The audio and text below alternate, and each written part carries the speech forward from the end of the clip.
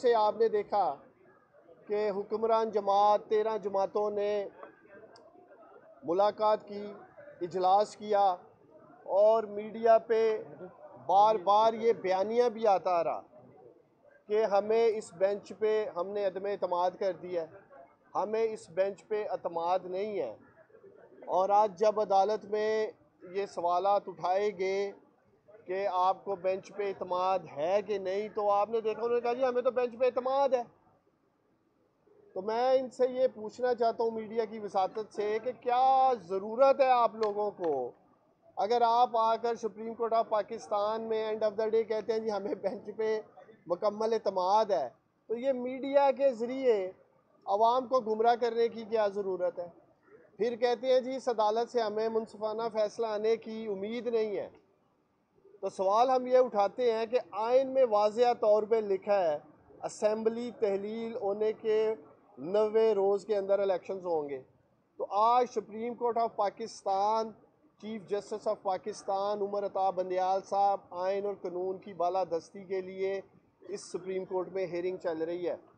और ये हुक्मरान, ये चोरों का टोला, ख़ास तौर पे ये जितने मेरे मीडिया के दोस्त खड़े हैं, ये जब भी सुप्रीम कोर्ट में आए इनके वज़रा, तो आपके कैमरे का फोकस जो है ना इनकी टांगों पे होना चाहिए। इनकी टांगें कांपती नज़र आएंगी। इन अजीम पाकिस्तानियों को दिखाएं कि किस तरह सुप्रीम कोर्ट के अंदर इनकी कांपें टांग रही हैं, सिर्फ और सिर्फ इलेक्शन से भाग रहे हैं। वोट को इज्जत दो की ये बात करते थे, आज उसी वोटर से ये लोग खौफजदा हैं। आज पंजाब का, खैबर पख्तूनख्वा का वोटर चीख चीख के कह रहा है मुझे वोट का हक दो, मुझे वोट का हक दो। और ये वोट को इज्जत दो की बात करने वाले आज इलेक्शन से भाग रहे हैं। जैसे ही फैसला आएगा ये कैमरे की आंख दिखाएगी ये हुक्मरान जमात, ये 13 जमातों का टोला, और ख़ास तौर पे ये नून लीग और उसके वज़रा जो यहाँ प्रेस कॉन्फ्रेंसें करते हैं, ये जूतियाँ छोड़ के भागेंगे। इस सुप्रीम कोर्ट ऑफ पाकिस्तान से ये जूतियाँ छोड़ के भागेंगे। अच्छा, सवाल ले लें कि आप अभी कह रहे हैं कि खैबर पख्तूनख्वा के लोग, पंजाब के लोग कह रहे हैं कि हमें वोट का हक दिया जाए। हमने देखा कि पहले जब अपोजिशन इलेक्शन का कहती रही तो आपने इलेक्शन नहीं कराए। जब आप अदम एतमाद आ गया और आपका वज़ीर आज़मशिप चली गई, उसके बाद आपने असम्बलियाँ वो तोड़ दी जो आवाम ने आपको बनाया था। तो क्या कहेंगे इस पर? देखिए, हम किसी की ख्वाहिश पे तो इलेक्शन नहीं करवा सकते थे ना। आज इमरान खान ने या पाकिस्तान तरीके इंसाफ ने अपनी दोनों असम्बलियाँ तहलील की हैं, तो पाकिस्तान का आइन इजाज़त देता है, आइन की रोशनी में तहलील कर दी। दूसरा ये, जब यहाँ आए तो मेरे भाई इनसे ज़रूर सवाल पूछा करो कि बड़ी बढ़ के लगाते थे इमरान खान दोनों सूबों की असम्बलियाँ तहलील कर दे, हम वफाक में, सिंध में, बलोचिस्तान में भी असम्बलियाँ तहलील कर देंगे, हम जनरल इलेक्शन की तरफ चले जाएंगे। अब ये क्यों भाग रहे हैं? आप लोग गवाह हैं कि ये कहते थे कि नहीं कहते थे जी आप दोनों असम्बलियाँ तोड़ दें।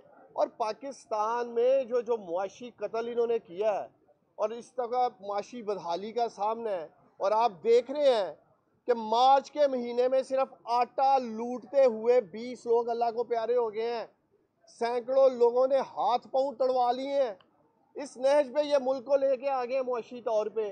मुल्क पाकिस्तान मजीद मुतअम्मल नहीं हो सकता इन चोरों डाकुओं लुटेरों की हुकूमत का कि ये ऐसे हालात पैदा कर दे कि लोग खुदकशियों में मजबूर हो जाए। मेरे भाई अच्छा, उस्मान डार साहब वज़रा कहते हैं कि असम्बलियाँ तोड़ने का तरीकाकार वो नहीं इख्तियार किया गया, हमसे मुशावरत नहीं की गई, हमारे पास आते उसके बाद तय करते कि कब तोड़नी है, फिर हम इलेक्शन में जाते हैं। देखें, आज भी हम अगर ये संजीदा हैं, मुज़ाकरात के लिए तैयार हैं, इंतखाबात के मुज़ाकरात के लिए तैयार हैं।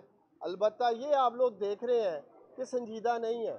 अगर ये सीरियस हो, इंतखाबात के लिए संजीदा हो, तो पाकिस्तान तरीके इंसाफ गुज़श्ता कई हफ्तों से दावत दे रही है कि आएँ बैठें। देखिए, पाकिस्तान को अगर इस दलदल से निकालना है तो उसका वाहिद हल आज साफ़ और शफाफ इंतखाबात हैं। मुआशी तौर पे स्टेबिलिटी नहीं आ सकती जब तक पॉलिटिकल स्टेबिलिटी नहीं आएगी।